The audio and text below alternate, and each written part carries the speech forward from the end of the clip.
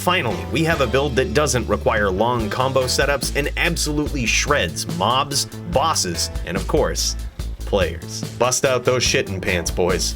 It's time to respec that Necro for the last time. I'm trying to hit 66,600 subscribers, and if you could help me with that, I would appreciate it. Many players have seemingly given up on the Bone Spear Necro, and I really don't know why. So many build guides right now focus on highlighting that one big crit hit to show you how much damage their build can do. But those hits can be rare, attached to cooldowns, and require ultimates to be active. Especially in PvP, those builds are unreasonable. Not only are players not going to sit around and let you build up your combo, but unless you one-tap bosses with your first big crit hit, it may take you some time to set up your second. Instead, this build focuses on delivering consistent high-end damage that we can deliver immediately. I watched a lot of other build videos about different versions of the Necro, and I will say, I wish this build video was out there and that I saw it first. The key to making this build correctly is speed, and not relying on corpses or blood orbs spawning before we can fully engage an enemy. With this build, we can begin engaging fights before our target is even fully on screen. And as a Diablo II player, that's the Necro I know and love. Trashed. First, there's a few things you have to understand about how damage works in the game. There's basically 5 different buckets, and instead of stacking all of your damage into one of those, the best thing to do is actually try to balance all of those buckets. That's not just for the Necro, that's for just about any class in the game. The sooner you realize this and start doing it, the better your builds are going to be. That being the case, that's going to explain a lot of our gear choices here, and I will say that on this particular build, it's not perfect, but I have linked a max roll link down below that you can check out if you want a detailed version of what this build will look like at level 100. Deathless Visage was meant for the Bone Spear Necro. If you don't have this helm though, and you're trying to build this from scratch, maybe you've unlocked all of the aspects from the dungeon, you could also just find a helm that has some damage reduction on it, maybe intelligence and stats, and then there's an aspect that you can put on it that says when you activate Bone Storm, it starts to build a barrier around you. That's a fine one to have on the helm if you don't have this. In the helm and also in the armor, you'll notice that we have topazes. Because monsters can hit so hard in this game, and to save yourself from getting one-shotted, I would highly suggest just decking your armor pieces out with these wherever you can. Don't pay attention to this armor because it's actually not ideally what I want. What I'll do is actually cut over to the armor that you should be looking for on my build guide on max roll. Ideally, you're looking for damage reduction from distant, damage reduction from close, full damage reduction, and maximum life. The aspect that I currently have in the armor though is definitely the one that you want. These gloves also aren't perfect on this build, but you want plus to bone spear, crit strike damage with bone skills, intelligence, and all stats. My pants though, pretty close to best in slot, not gonna lie.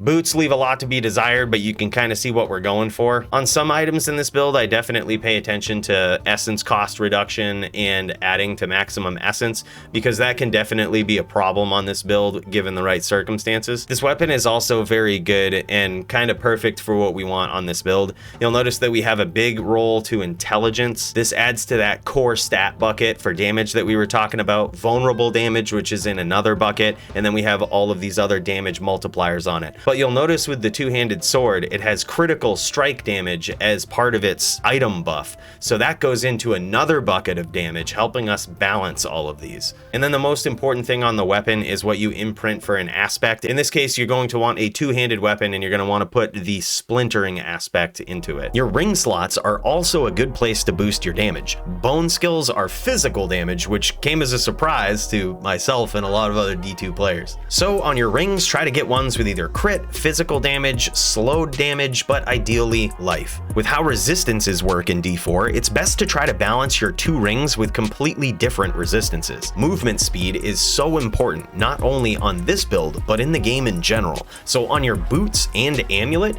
I would highly suggest looking for those stats. Additionally, on the boots, the Ghost Walker aspect gives you a way out when you get crowd controlled. This is important in PvP, where lack of mobility is practically a death sentence. You have have a lot of options on the amulet. You could go for more damage reduction in addition to the speed, but you could also find one with a useful skill bonus or bone skill damage. But most importantly on your amulet, you want to have the ossified essence aspect. While the corpse tendrils one can be good, we don't want to rely on setups too much to deliver immediate damage with this build. And because the aspect gets a 50% bonus on our amulet, we must put it in this slot as it's the second most important aspect to the build. My amulet isn't perfect, but it has a decently useful skill on it, which is a good transition into our skill tree. Right away with the skill tree, you're going to notice that we don't use two skills that most necro builds use. Blood Mist, although this skill is very good, I love the fact that it can get you out of just about any situation. In my opinion, the best defense is a good offense, so I no longer use this skill on my builds. The other one is Corpse Explosion. I found that this is really good, but it relies on setting things up most times. It's really good for the early game, but I've noticed that later on it just slows you down. But we do still max out Hewed Flesh because it's actually important to have corpses around. We still use Corpse Tendrils because it's one of the best crowd control skills in the game, but also there's a piece of our Paragon board that this really helps us out with. And then on a Bone Spear build, we're gonna max Bone Spear, and we go down to Paranormal Bone Spear.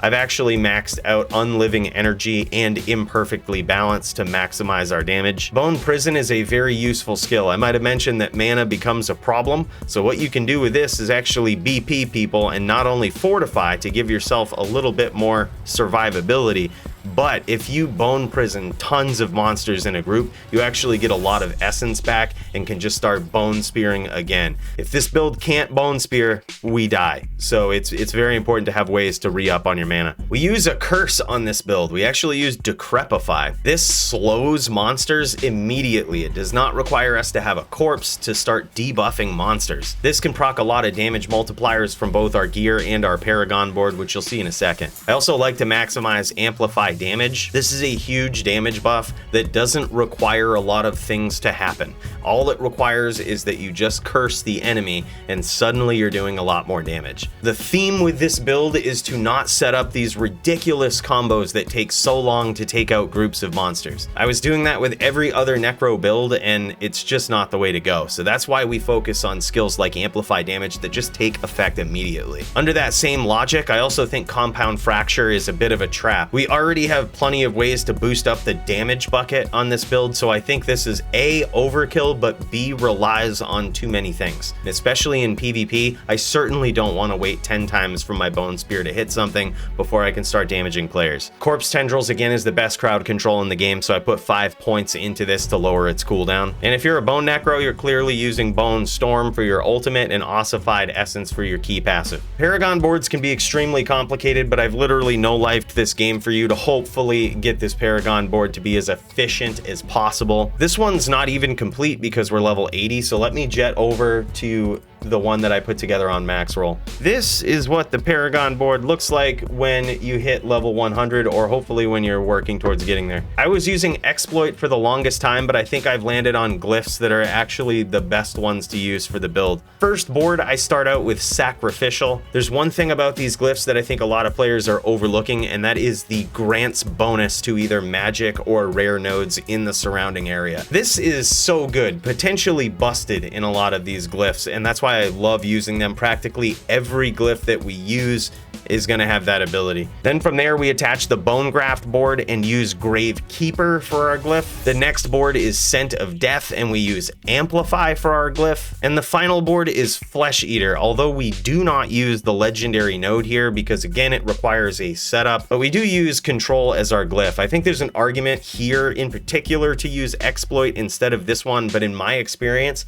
this is the one that you want to be using. This build is a work in progress, but my D4 experience playing as a Necro increased substantially when I switched to this build, so I wanted to share it with you. The true credit for this build goes to someone I randomly met in-game. After watching my Bone Spirit Necro slowly progress through a nightmare dungeon, he not only took over the run, but also was kind enough to hop in party chat and show me his Necro. At that time, it seemed like everyone was giving up on the Bone Spear Necro, but that one guy changed the course of my D4 experience. So a big thank you to Friday for that. And if this video helps you in any way, consider subscribing and leaving a like.